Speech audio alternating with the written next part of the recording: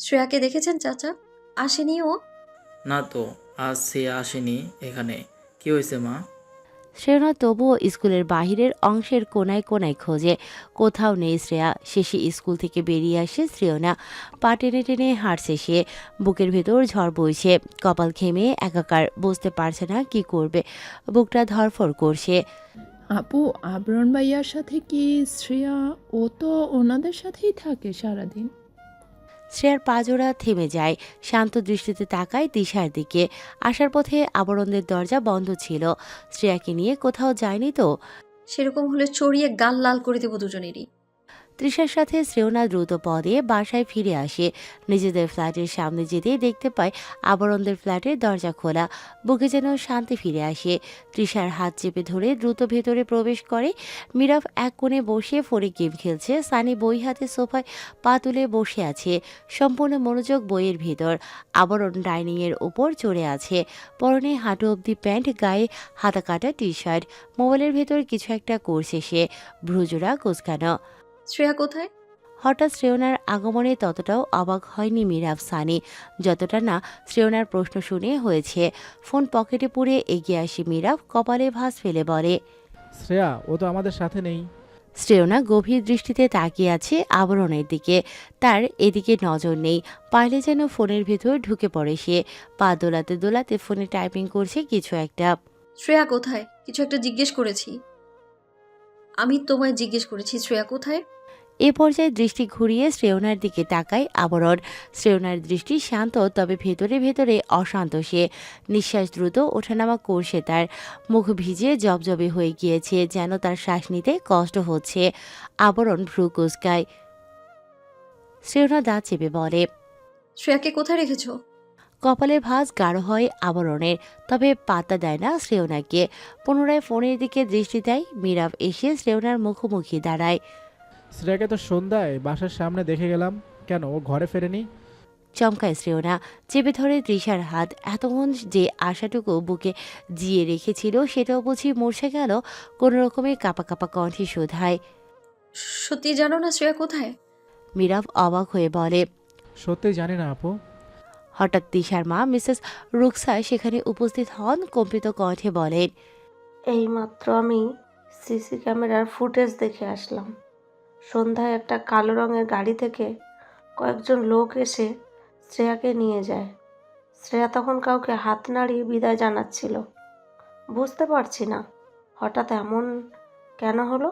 তোমাদের পরিচিত কাউকে দেখলাম না সেখানে। শ্রেয়া কার সাথে কথা বলছিল? মিরাব অবাক নেত্রে তাকিয়ে থাকে আবরণের দিকে। সানির চোখ মুখ থেকে রক্ত সরে গিয়েছে, সেও হতবম্ব নেত্রে তাকিয়ে আছে আবরণের দিকে। আবরণ তার কপাল চেপে ধরেছে। হ্যাঁ, শ্রেয়ার সাথে তার দেখা হয়েছিল। মেয়েটার সাথে যাওয়ার জন্য বায়না ধরেছিল, ধমকে রেখে গিয়েছিল আবরণ। মিরাব ও সানি বুঝিয়ে সুজিয়ে রেখে গিয়েছে শ্রেয়াকে, তাদের টাটা দিচ্ছিল মেয়েটা। মিরাব, সানি আর আবরণ তখন পরীক্ষা নিয়ে আলোচনা করতে ব্যস্ত ছিল, তেমন একটা পাত্তা দেয়নি শ্রেয়ার দিকে। তাদের সামনে দিয়েই কালো রঙের গাড়িটা গিয়েছে, খুনাক্ষরেও টের পায়নি তারা সেখানে শ্রেয়া ছিল। আবরণের ধ্যান ভাঙে, তার পায়ে কারো স্পর্শ পেয়ে শ্রেয়না হাঁটু গেড়ে আবরণের পা ধরে বসে আছে ফ্লোরে। চোখ থেকে টপ টপ করে পানি গড়িয়ে পড়ছে আবরণের খালি পায়ে। চমকায় আবরণ, টেনে নিতে চায় তার পা, কিন্তু শ্রেয়না অনেক শক্ত করে চেপে ধরে আছে। আবরণ প্লিজ একটু সাহায্য করো আমায়। ভাইয়া কল ধরছে না। তোমার বাবা না আইজিপি, একটু ওনাকে বলো না সাহায্য করতে আমায়। ডুকরে ওঠে শ্রেয়না। আবরণ ঝাড়া দিয়ে পা সরিয়ে নেয়, বৃতৃষ্টারিয়ে বলে, মাতারি, তোর বাল চেপে কি দরকার হলে তার ঠ্যাং ধরে ছুড়ে থাক। আমার এখানে স্টেজ কেন? সর যা। আবরণের মেজাজ চটে গিয়েছে, ভেতরে ভেতরে প্রচণ্ড রাগ লাগছে। হঠাৎ এরকম হবার কারণ খুঁজে পায় না সে। শ্রেয়না অসহায় নেত্রে তাকায় আবরণের দিকে। মিসেস রুকসা তখন মুখে আঁচল চেপে কাঁদছেন। শ্রেয়া মেয়েটা খুবই আদুরে, প্রায় সময় তার সাথে গিয়ে বসে থাকে, কত গল্প করে, কি সুন্দর করে হাসে। রুকসা শ্রেয়াকে ভীষণ ভালোবাসেন, সেজন্যই তো ফুটেজ চেক করতে গিয়েছিলেন তিনি। টুং করে নোটিফিকেশনের শব্দ হওয়ায় ফোনের দিকে তাকায় আবরণ। অজ্ঞাত আইডি থেকে মেসেজ রিকোয়েস্ট এসেছে, সেটাও ভিডিও মেসেজ। কৌতূহল হলো আবরণের, ক্লিক করল নোটিফিকেশনে। শ্রেয়াকে একটা চেয়ারের সাথে শক্ত করে দড়ি দিয়ে বেঁধে রাখা হয়েছে। চুলগুলো এলোমেলো হয়ে পড়ে আছে, যেন কেউ ইচ্ছে মতো টেনেছে। ফর্সা গালে 5 আঙুলের ছাপ স্পষ্ট। কপালের কিছু জায়গা কেটে সেখান থেকে রক্ত গড়িয়ে পড়ে শুকিয়ে গিয়েছে। মুখে একদলা কাপড় ঢুকিয়ে রাখা হয়েছে, চোখ দুটো লাল হয়ে আছে তার, ঝপঝপ করে পানি পড়ছে। দেখেই বোঝা যাচ্ছে শ্রেয়ার ভীষণ কষ্ট হচ্ছে। ওভাবে থাকতে পারছে না মেয়েটা। পরপরই একটা ভয়েস মেসেজ আসে। আব্রম জাইদ, কষ্ট হচ্ছে মেয়েটাকে দেখে? আমারও ভীষণ কষ্ট হয়েছে জানিস। যখন আমার লোকগুলোকে তোর বাপ নিজের আয়ত্তে নিয়ে গিয়েছে, নির্মমভাবে পিটিয়েছে, তোর ওপর হামলা করেছিলাম, ভেবেছি আইজিপির ছেলের কথা ভেবে হলেও আমার লোকগুলোকে ছাড়বে, কিন্তু তোর বাপ বুঝি তোকে মোটেও ভালোবাসে না। তিনি তার সিদ্ধান্তে অটল। খোঁজ নিয়ে জানলাম আইজিপি আর তোর সম্পর্ক সাপে নেউলের মতো। শুধুই আমার কয়েকটা বুলেট খরচ হয়েছে। সেই সাথে শুয়োরের বাচ্চা সেজান আমার লোকগুলোকে জিম্মি করে নিয়েছে। কতগুলো মেয়ে পাচার করার কথা ছিল, ছোট ছোট বাচ্চাদেরও সে ছাড়িয়ে নিয়েছে। সেজানের খোঁজখবর নিয়ে জানলাম তার দুর্বলতা 2টো বোন। বড়টাকে তো হাতের কাছে পাইনি, তাই ছোটটাকেই তুলে এনেছি। আশ্চর্যের ব্যাপার কি জানিস, তোর সাথেও মেয়েটার সখ্যতা দারুণ। তোকেও ভীষণ ভালোবাসে। তোর সাথে ঘোরাঘুরিও করতে দেখেছি। এবার আসল কথায় আসি, শোন। তোর বাপকে বলবি আমার লোকেদের যেন ছেড়ে দেয়। সে যান আগ বাড়িয়ে কিছু করতে এলে জান নিয়ে নেব মেয়েটার। দেখতেই পাচ্ছিস কি করুণ অবস্থা করেছি, আরও হবে। ছোট দেহটাকে পিস পিস করে পার্সেল বানিয়ে তোকে 1 প্যাকেট পাঠাবো, বাকিটা সেজানের কাছে পাঠাবো। পরপরই ব্লক করে দেয় ওপাশ থেকে। শ্রেয়না কিছুক্ষণ থম মেরে দাঁড়িয়ে থাকে, টান মেরে আবরণের হাত থেকে ফোন নিয়ে নেয়। চোখ দিয়ে অনবরত পানি পড়ছে তার, হাত দুটো অনবরত কাঁপছে, সেই সাথে সারা শরীর। ফোনটা হাত থেকে পড়ে যায় শ্রেয়নার। টলমলো চোখে তাকিয়ে থাকে আবরণের দিকে। আবরণ দৃষ্টি ঘুরিয়ে রেখেছে। তার বুকের ভেতর সূক্ষ্ম ব্যথা অনুভব হয়। বোন নেই তার, সে জানে না বোনের ভালোবাসা কেমন হয়। মাথা নিচু করে আবরণ, ফোঁস করে শ্বাস ফেলে। বিরক্তিতে কপাল কুঁচকায় সে। মেয়েটা কিছুদিনের জন্য জীবনে এসে ছোট্ট একটা জায়গা করে নিয়েছে। বোঝাই যাচ্ছে বুকের ভেতর চিনচিন এক ধরনের ব্যথাও অনুভূত হচ্ছে। বিরক্তিতে উচ্চারণ করে আবরণ। একই মহা ঝামেলায় ফেসে গেল। সামনে পেলে শ্রেয়ার গালে ঠাস ঠাস করে কয়েকটা চর বসিয়ে দিত। কে বলেছিল তার জীবনে আসতে এতটা অধৈর্য করে তুলতে তাকে? এখন তার হাঁসফাঁস লাগছে। ভেতরের অনুভূতিটা প্রকাশ করার মতো না। পুরনো ঘা যেন তাজা হয়ে ওঠে আবরণের। শক্ত হাতে থাপ্পড় দেয় টেবিলের ওপর। কাচের বাসনগুলো ঝনঝন শব্দ করে ওঠে। শ্রেয়না হাউমাউ করে কাঁদতে থাকে। মাটিতে হাঁটু গেড়ে বসে পড়ে। গলার ভেতরে সব দলা পাকিয়ে আসে। বুকে যেন তুফান বইছে। এতক্ষণ ধরে জমিয়ে রাখা অশ্রুকণারা ঝরে পড়ছে গাল বেয়ে। মিসেস রুকসা আর তৃষা জড়িয়ে ধরে শ্রেয়নাকে। তাদের চোখেরও বাঁধ ভেঙেছে। আমার বোনকে এনে দাও প্লিজ, এনে দাও। ওর কষ্ট হচ্ছে, ও কখনো এত কষ্ট সহ্য করেনি। ওর মুখ কেটে যাবে, শরীরে আঘাত লেগেছে, কেউ এনে দাও ওকে। বোন খুঁজছে আমায়, ওর কাছে নিয়ে যাও আমায়। পুনরায় কাঁদতে থাকে শ্রেয়না। সানি ও মীরা হতভম্ব নেত্রে তাকিয়ে আছে এখনো। সব যেন মাথার উপর দিয়ে যাচ্ছে তাদের। শ্রেয়ার সাথে এসব কি হচ্ছে? মেয়েটা তো নিতান্তই বাচ্চা। শ্রেয়না কাঁদতে কাঁদতে উঠে পড়ল, দৌড়ে আবরণের সামনে এসে দাঁড়ালো। ক্রন্দনরত অবস্থাতেই বলে ওঠে, আবরণ, ও তোমার ফ্যান ছিল, তোমার চোখে হারাতো, তোমাদের তো অনেক ক্ষমতা। প্লিজ ওকে আমার কাছে ফিরিয়ে দাও প্লিজ। ছোট থেকে আমার বুকে আগলে রেখেছি আমি ওকে, কখনো একটু আঁচ লাগতে দিইনি। দেখো না কিভাবে মেরেছে আমার বোনটাকে, আমার মেয়েটাকে। আমি সহ্য করতে পারছি না। একটু এহসান করো না আমার উপর, এনে দাও না আমার বোনটাকে। আমাকেও নিশ্চয়ই খুঁজছে, ভাবছে আপু তাকে নিতে আসবে। কি হাল করেছে ওরা আমার বাচ্চাটার, প্লিজ আবরণ। বলতে বলতে আবরণের টি শার্ট চেপে ধরে শ্রেয়না। তার হাতের উপর মাথা রেখে পুনরায় উচ্চস্বরে কেঁদে ওঠে। পেছন থেকে শব্দ করে তৃষা ও মিসেস রুকসা কেঁদে ওঠেন। মোটামুটি সবার কাছে খবর পৌঁছে গিয়েছে শ্রেয়া মেয়েটাকে কেউ কিডন্যাপ করেছে। হাহাকার পড়ে যায় সকলের মাঝে। কত প্রাণবন্ত চঞ্চল মেয়েটা, তার সাথে হঠাৎ এমন হলো কেন? এতটুকু মেয়ের সাথে কিসের শত্রুতা থাকতে পারে কারো? আবরণ, শ্রেয়াকে খুঁজে আনো প্লিজ। সব কিছুর জন্য ক্ষমা চাচ্ছি আমি। ওকে খুঁজতে আমার সাহায্য করো। তোমার কথা শুনবো আমি। যা শাস্তি দিতে চাও তুমি, মাথা পেতে নেবো আমি সবটা। এক থাপ্পড়ের বদলে শখানেক আঘাত করো আমায়, তবু ওকে এনে দাও। আবরণ শ্রেয়নার বাহু ধরে তার মাথাটা টেনে এনে বুকের উপর রাখে, চেপে ধরে সেথায়। নরম দেহটা লেপ্টে থাকে আবরণের শক্তপোক্ত শরীরের সাথে। চোখ বন্ধ করে শ্বাস নেয় আবরণ। বুকের ভেতর যেন ছলাৎ করে ওঠে শ্রেয়নার সংস্পর্শে এসে। ভেতরে কিছু একটা নাড়া দেয়। শ্রেয়না আবরণের টি শার্ট চেপে ধরে হাউমাউ করে কেঁদে যাচ্ছে। চোখের সামনে ভাসিয়ে শ্রেয়ার নিষ্পাপ আতঙ্কিত চোখ জোড়া। তার বোনটা নিশ্চয়ই ভয় পাচ্ছে। তাকে ডাকছে শ্রেয়া, বলছে কি, আপু বাঁচাও, আমার নিয়ে যাও এখান থেকে, এরা পচা আমি মারছে। সেজান আর আবরণ মুখোমুখি দাঁড়িয়ে আছে। দুজনের মুখভঙ্গি অসম্ভব গম্ভীর। আবরণের আঘাত এখনো পুরোপুরি সারেনি। শরীরে মাঝে মধ্যেই চিনচিনে ব্যথা অনুভব হয়, পাত্তা দেয় না। এসব ব্যথাকে প্রশ্রয় দিলে শুধু তরতর করে বেরিয়ে যাবে। তোমরা অপরাধীদের ধরে ধরে তাতে চুল ফেলবে, আর সেইভাবে প্রাশ্চিত্য করতে হবে আমাদের মতো ছোট নিরীহ অবলা বাচ্চাদের। আচ্ছা, সেজান চুপ হয়ে আছে। তার হাতে একটা রিভলভার, কোমরের কাছে শার্টের নিচে ছুরি আছে। আবরণের হাত খালি। ভাঙা দেয়ালটায় এক হাতে ভর দেয় সে। হেলান দিয়ে দাঁড়িয়ে থাকে। চুলগুলো যেন সামনে এসে বিরক্ত না করে সেজন্য একটা সাদা কাপড় বেঁধে রেখেছে মুখে। চুইনগাম তার, সেটা চিবোচ্ছে, মাঝে মধ্যে আবার ফেলছেও। তারা যে এত বড় একটা মিশনে এসেছে সেদিকে খেয়ালই নেই যেন আবরণের। স্যার ঠিকই বলেছিল, তোমাকে আনা মোটে উচিত হয়নি। সেজানের কথায় চুইনগাম চিবানো বাদ দিয়ে শান্ত দৃষ্টিতে তাকায়। পর মুহূর্তেই আবারও চিবোতে থাকে। স্বাভাবিকভাবেই বলে, স্যারকে বালজেবের কথা বলছো? ওই ব্যাটের নিচে একা কিংবা একবার নাম নিয়েছ, আর নিও না। শুভ কাজে এসছে, অমঙ্গলজনক নাম কেন চয়ন করছো? সেজান উত্তর দেয় না, অপেক্ষা করে কালপিটদের।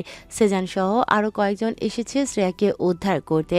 সেজানের ফোনেও সেম মেসেজ এসেছিল। এক প্রকার উন্মাদের মতো হয়ে যায় সে। আদরের ছোট্ট বোনের এহেন অবস্থা কিছুতেই মেনে নিতে পারছিল না। নিরজ্জায় দ্রুত টিম তৈরি করে পাঠিয়ে দেন সেজানের সাথে। আবরণ মাঝ রাস্তায় চড়ে বসে গাড়িতে। সেজান বহুবার নিষেধ করেছে তাকে।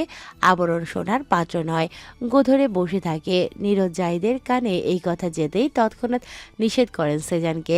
আবরণ যেন না যায় তাদের সাথে। আবরণ শোনার মতো ছেলে? মোবাইলটা সেজানের কান থেকে নিয়ে চলন্ত গাড়ি থেকে ছুঁড়ে মারে। তখন তারা ব্রিজ অতিক্রম করছিল।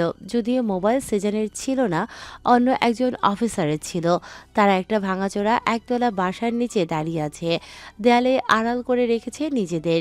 ভেতরে শ্রেয়া সহ লোকগুলো আছে। সেজানদের গুপ্তচর আছে। সন্দেহজনক লোকগুলোকে ধরে এনে উত্তম মাধ্যম দিতেই সব ফটফট করে বলে দিয়েছে। যাই হোক, তাদের জীবন বাঁচানো ফরজ। অন্যের জন্য পুলিশের হাতে নিজের জান কেন কুরবান করবে তারা? ভেতরে ঢুকবো।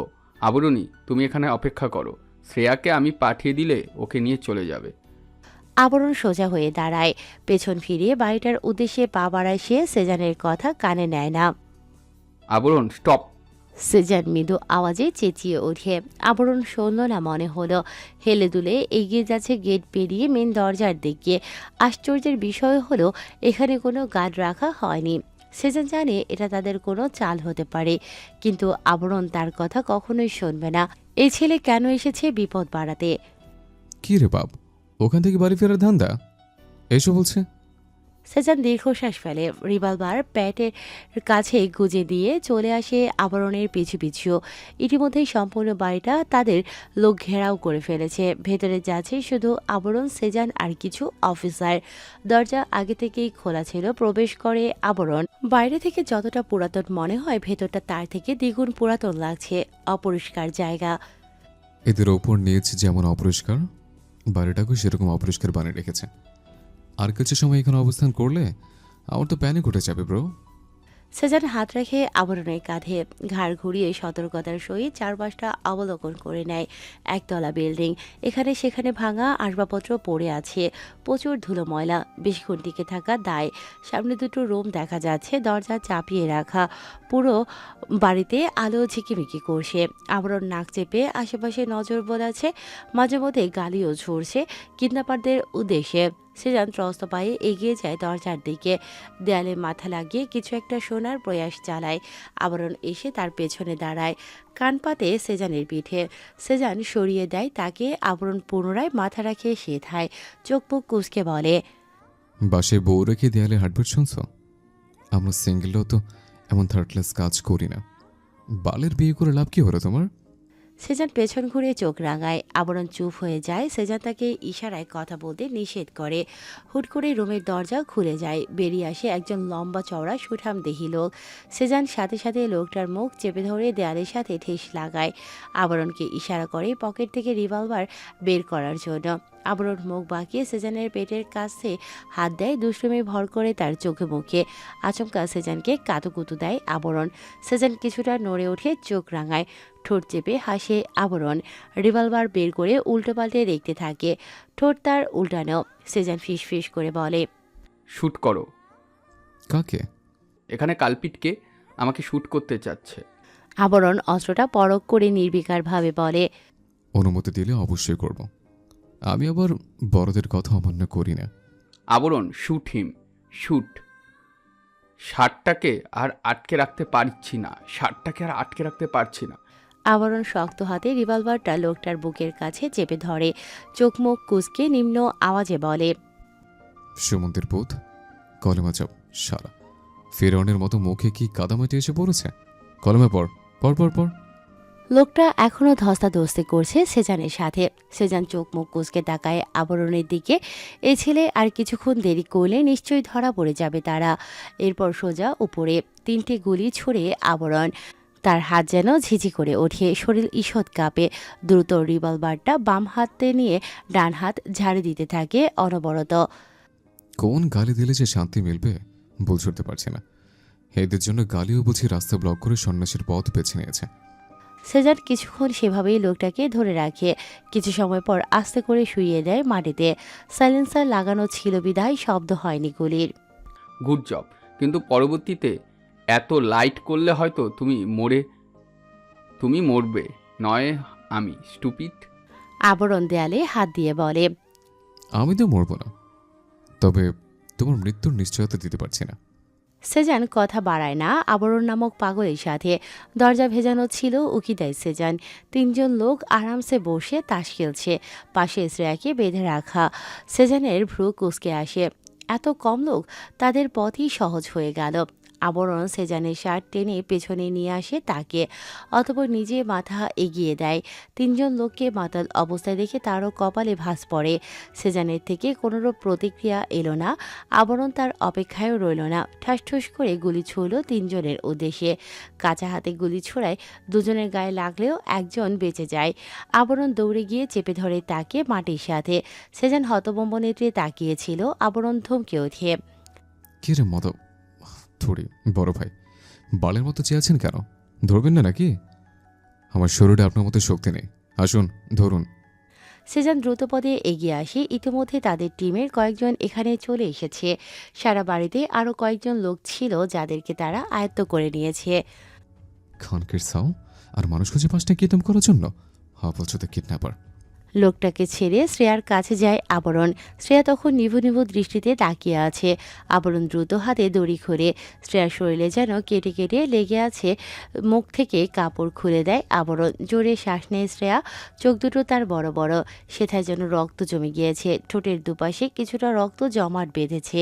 শরীর তীব্র ব্যথায় ঝাঁকি দিয়ে ওঠে। আবরণ কুলে তুলে নেয় শ্রেয়াকে, ঠোঁট চেপে চুমু খায় লাল টকটকে গালটায়। শ্রেয়া আবরণের গলা আঁকড়ে ধরে বুকে মাথা রেখে কুঁকড়ে থাকে। শরীর কিছুক্ষণ পরপর কেঁপে উঠছে তার। সেজান এগিয়ে আসে তাদের দিকে। আবরণ দাঁত খিচে বলে, শালা তোমরা এক আবাল, যারা তোমাদের বালপাকনা অপরাধী তারও এক একটা আবাল। এইটা নাকি কিডন্যাপারদের ডেরা? Shameless people. শ্রেয়াকে বুকে আগলে নিয়ে সেখান থেকে বের হয়ে আসে আবরণ। সেজান একদৃষ্টিতে চেয়ে রয় বোনের আতঙ্কিত মুখশ্রীর দিকে। শক্ত হস্তে চেপে ধরে আছে আবরণের শার্ট। শ্রেয়না চিঠি হাতে স্তব্ধ হয়ে বসে আছে মেঝেতে। কিছুক্ষণ আগে ব্যালকনিতে এটা পেয়েছে সে। অনুভূতিরা খুব দুর্বল, এখন অবধি চিঠির ভাজই খোলেনি। এতদিন কেন লোকটার চিঠি আসেনি? আজকের সময়টা তো তার জন্য সুখকর নয়। আবারও সেই কখন বের হয়েছে, এখন অবধি ফিরেনি। কোনো খবরই পাচ্ছে না শ্রেয়না। আদৌ শ্রেয়ার কাছে পৌঁছেছে তারা? জিভ দিয়ে শুষ্ক ঠোঁট ভিজিয়ে শ্রেয়না কম্পিত হাতে চিঠি খুলে চোখের সামনে মেলে ধরে। Butter toast. শ্রেয়নার বুক কেঁপে ওঠে সম্বোধনটায়। চোখ ফিরে অশ্রু কণারা গাল বেয়ে টপ টপ করে চিঠির পাতায় পড়তে থাকে। বাকিটুকু পড়ার সাহস হচ্ছে না তার। প্রচণ্ড উত্তেজনায় শরীর তীর করে কাঁপছে, বুক ধুকপুক করছে, ঠোঁট ভেঙে কান্না আসছে তার।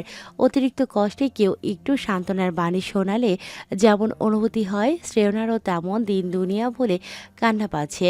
কারো বুকে মাথা রেখে চিৎকার করে কাঁদতে পারলে ভালো লাগতো। মন খারাপ? কষ্ট লাগছে? বুক ফেটে কান্না আসছে? কাঁদো, যত খুশি কাঁদো। এরপর আর কাঁদবে না, খবরদার। তোমার চোখের পানি সহ্য করতে পারি না। জানি না কেন আমার কল্পনার অর্ধাঙ্গী নেই। আমি আজ আমার অনুভূতি বোঝানোর জন্য চিঠি দিইনি। আমার উপর ভরসা রাখো, শ্রেয়াকে ফিরিয়ে আনবো আমি। তোমার বাচ্চাকে তোমার বুকে ফিরিয়ে দেব। অচেনা মানুষটার প্রতি বিশ্বাস রেখো, এতে তোমার হৃদয়েশ্বর। শ্রেয়া বেঘোর ঘুমে আচ্ছন্ন। শ্রেয়না তাকে বুকের ভেতর চেপে ধরে আছে। ট্রিটমেন্ট করানো হয়েছে শ্রেয়ার। আবরণ তাকে নিয়ে এসেছে থেকে বুকের সাথে মিশিয়ে রেখেছে শ্রেয়াকে। প্রীতি আর সায়ান অদূরে চেয়ার পেতে বসে আছে শ্রেয়ার রুমের এক কোণে। বিছানার একপাশে আবরণ বসে ফোন টিপছে, কিছু একটা টাইপ করছে। শ্রেয়নার কিছুক্ষণ নির্বাক দৃষ্টিতে তাকিয়ে থাকে আবরণের দিকে। মাথা ব্যথা করছে, কপাল টানছে ভীষণ। নরম কণ্ঠে আবরণের উদ্দেশ্যে বুলি আওড়ায়। কোনো অচেনা মানুষের সাথে সাক্ষাৎ হয়েছিল যে সাহায্য করেছে তোমাদের? আবরণ ফোন থেকে দৃষ্টি সরিয়ে এক পলক তাকায় শ্রেয়নার উৎসুক আদল পানে। পুনরায় নজর ঘুরিয়ে ফোনে তাকায়, স্বাভাবিক কণ্ঠে বলে, সেখানে আমি একা গেলেও বাচ্চাটাকে ফিরে আনতে পারতাম। আমার অচেনা কে সাহায্য করবে? শ্রেয়নার মুখটা চুপসে যায়। প্রীতি সায়নের কাঁধে মাথা রেখে ঘুমোচ্ছে। রাত এখন আনুমানিক ৩টার কাছাকাছি। বাসার সামনে অনেকেই দাঁড়িয়েছিল। শ্রেয়াকে আনা মাত্রই সকলে এক প্রকার হামলে পড়ে। আবরণ দ্রুত তাদের পাশ কাটিয়ে সেজানদের ফ্ল্যাটে নিয়ে আসে। তিশা ও মিসেস রুকসা শ্রেয়নাকে তার বন্ধুদের সাথে রেখে চলে যায়। অনেক রাত হয়েছে। শ্রেয়না কপাল কুঁচকে তাকায় আবরণের দিকে। চুলগুলো স্বভাবসুলভ নিচের দিকে ঝুঁকে আছে। আবরণ মাথা খানিক নিচু করে ফোন ঘাটছে। শ্রেয়না বিড়বিড় করে বলে, প্রথমে ভার্সিটি, এরপর রাস্তায়, পরের বার পাশের ফ্ল্যাটে, সেদিন লিভিং রুমে, আজ তো আবার বিছানাতেই বসে আছে। না জানি পরবর্তীতে কোথায় স্থান করে নিবে এই ছেলে। সকাল সকাল ভার্সিটিতে গিয়েছিল শ্রেয়না। প্রীতি আর সায়ান ছিল তার সাথে। শ্রেয়াকে সেজানের কাছে রেখে এসেছে। সেই সাথে তৃষা আর মিসেস রুকসা তো আছেনই। সেজান বাহিরে যায়নি, বাসায় শ্রেয়ার সাথেই আছে। শ্রেয়না জানতে পেরেছে সেজান কোনো কোম্পানিতে জব করে না, বরং সে নীরদ জাইদের অ্যাসিস্ট্যান্ট পদে আছে, যাকে সবার থেকে হাইড করে রাখে নীরদ। কারোর বোঝার কার্য ছিল না সেজান আলমের ব্যাপারে। শ্রেয়না কোনোরকম প্রতিক্রিয়া দেখায়নি সেজানের সম্পর্কে জেনে। সে যেন নির্বাক। ভর দুপুরে সূর্যের তেজ অধিক মাত্রায় ছড়াচ্ছে। রৌদ্রঝাঁজে শ্রেয়নার মুখ গোলাপি হয়ে গিয়েছে, বিশেষ করে গাল দুটো। অতিরিক্ত ফর্সা মানুষের ক্ষেত্রে এরকমই হয়। রাস্তার আশেপাশে তেমন লোকজন নেই বললেই চলে। দোকানপাট বন্ধ করে হয়তো দুপুরে খাবার খেতে গিয়েছে। অতিরিক্ত গরমের প্রভাবে অতিষ্ঠ হয়ে লোকজন বাতাসের খোঁজে হয়তো ঘরে ফিরেছে। বাইরে তেমন বাতাসের আনাগোনা দেখা যাচ্ছে না। শ্রেয়না পরনের সবুজ রঙা ওড়না দ্বারা কপালের তপ্ত ঘাম মুছে। আশেপাশে কোনো গাড়ি নেই পেয়েছিল সে। জিজ্ঞেস করেছিল যাবে কিনা, তাদের নাকি গরম লাগছে, এই রোদে গাড়ি নিয়ে বের হতে পারবে না। শ্রেয়না অতিরিক্ত ভাড়া দিতে চাইলে গাড়ি চালক বলে, জীবন বাঁচানো ফরজ মামুনি, এই রোদে গাড়ি চালাতে পারবো না। শ্রেয়না ঠোঁট গোল করে তপ্ত শ্বাস ফেলে। গাছের ছায়ায় কিছুক্ষণ দাঁড়িয়ে রয়। কোমর ছড়িয়ে পড়া ঘন লম্বা সিল্কি চুলগুলোতে শুধু একটা কাঁকড়া লাগিয়ে রেখেছে। চুলগুলো কোমর ছাড়িয়ে তুলছে। ওড়না দিয়ে মুখের কাজটায় কিছু সময় বাতাস করতে থাকে। সেদিন তুমি ঝামেলার মধ্যে না ঢুকলে ভালো হতো। মিরাবকে ততক্ষণে জমির দুয়ারে ফাটিয়ে দিতাম। আবরণ চাইলে ও কিছু করতে পারতো না। শ্রেয়না অকপটের সামনে শটান হয়ে দাঁড়িয়ে থাকা 3 যুবকের দিকে তাকায়। রাহুল, সজীব আর অনিকেত। অনিকেতের হাতে একটা হকস্টিক। ভেতরে ভেতরে ভয় পায় শ্রেয়না। কপালে ভাঁজ পড়ে তার। এরা কি তাকে হকস্টিক দিয়ে পেটাবে? কি সাংঘাতিক চিন্তা ভাবনা আসে শ্রেয়নার মস্তিষ্কে। অনিকেত এগোয়, তার সাথে রাহুল ও সজীব। বেসমেন্ট আমাদের আর সাহায্য করেছো জুনিয়র লাহাঙ্গা পোলাপানদের। ব্যাপারটা ফানি না? ওরা লাফাঙ্গা হলে তোমরা কোন দিক থেকে সাধু পুরুষ? পার্থক্য তো দেখছি না, বরং তোমাদেরকে বখাটে লাগছে। ওরা অন্তত এইভাবে রাস্তায় আটকায় না মেয়েদের। শ্রেয়নার কণ্ঠ শান্ত তবে গম্ভীর। সজীব ও রাহুল বাঁকা চোখের তাকায়, হাস্যরত কণ্ঠে বলে, জুনিয়র প্রেমে হাবুডুবু খাচ্ছে নাকি? ব্যবহার তো দেখে তো সেটাই মনে হচ্ছে। কার প্রেমে মারছ? আবরাম, মীরা, সানির মধ্যে থেকে কার? শুনলাম তোমাদের পাশের ফ্ল্যাটে উঠেছে নাকি 3জনকেই সমানভাবে ভালোবাসছে। শ্রেয়নার হার্টবিট কিছু সময়ের জন্য বন্ধ হয়ে যায় যেন। তাদের করা নোংরা উদ্দেশ্য শ্রেয়নার মস্তিষ্কে প্রবেশ করতে কিছুটা সময় নেয়। অনিকেত তাকিয়ে আছে শ্রেয়নার চোখের দিকে। শ্রেয়নার ভেতরকার রাগ যেন তার চোখ দ্বারা প্রকাশ পাচ্ছে। অনিকেত সময় জ্ঞান ভুলে ডুবে গেল যেন সেই মায়াবী আক্রোশ ঝরে পড়া আখিদয়ের মাঝে। বুকের ভেতর কম্পন অনুভব করল। শ্রেয়না তাকায় অনিকেতের চোখের দিকে, এগিয়ে যায় দুপা, চোখে চোখ রেখে দাঁড়িয়ে থাকে। অনিকেত যেন আরও প্রশ্রয় পেল। নির্বিকার ভঙ্গিতে তাকিয়ে রইল শ্রেয়নার চোখের পানে। এত সুন্দর দৃষ্টি মেয়েটার। এই দৃষ্টির ঝাঁজে প্রাণ নাশ হলেও যেন আফসোস নেই। ব্যথায় বুক চিৎকার করে মাটিতে লুটিয়ে পড়ে সজীব। রাসেল শ্রেয়নার ওপর ঝাঁপিয়ে পড়ার আগেই তার মাথায় হকস্টিকের বাড়ি পড়ে। দুজনেই মাটিতে লুটিয়ে পড়তে থাকে, মাথা ফেটে রক্ত গড়িয়ে পড়ছে। তারা চেপে ধরে রেখেছে নিজেদের মাথা। অনিকেতের দিকে ক্রোধান্বিত দৃষ্টিতে তাকায় শ্রেয়না। অনিকেত টু শব্দটি করছে না। প্রাণপ্রিয় দুই বন্ধু সামনে ব্যথায় চিৎকার করে যাচ্ছে। এতেও যেন হুঁশ নেই তার। মেয়েটা তাকে হিপনোটাইজ করেছে নাকি? শ্রেয়না এগিয়ে এসে অনিকেতের বাহুতে আঘাত করে। সঙ্গে সঙ্গে নিজের বাহু চেপে ধরে অনিকেত। শান্ত দৃষ্টিতে তাকায় শ্রেয়নার দিকে। মেয়েটা ততক্ষণে নিজ গন্তব্যে পা বাড়িয়েছে। অবাক হয়ে দেখে যায় অনিকেত। অমন লম্বা চুলের এলোকেশী মোহনীয় নারীর প্রতি কোন পুরুষ দুর্বল হবে না? অনিকেত এতদিন খেয়াল করে দেখেনি। শ্রেয়না আলম সত্যি এক সুশ্রী মেয়ে, খুবই আকর্ষণীয় দেখতে। পুনরায় শরীরে আঘাত পড়ায় ব্যথায় কুকিয়ে উঠল অনিকেত। মাটিতে হাড়ে গেড়ে বসে পড়ল সে। আবরণ লম্বা কদমে তার সামনে এসে দাঁড়ায়। মীরাব ততক্ষণে হকস্টিক তুলে নিয়েছে নিজের হাতে। আবরণের ইশারায় মুখ বরাবর সর্বশক্তি জুগিয়ে বাড়ি দেয় মীরাব। মুখ থেকে রক্ত বেরিয়ে আসে অনিকেতের। হয়তো দু একটা দাঁতও ভেঙে গিয়েছে। আবরণ তখন নিজ গন্তব্যে পা বাড়িয়েছে। বিড়বিড় করে গান ধরেছে সে।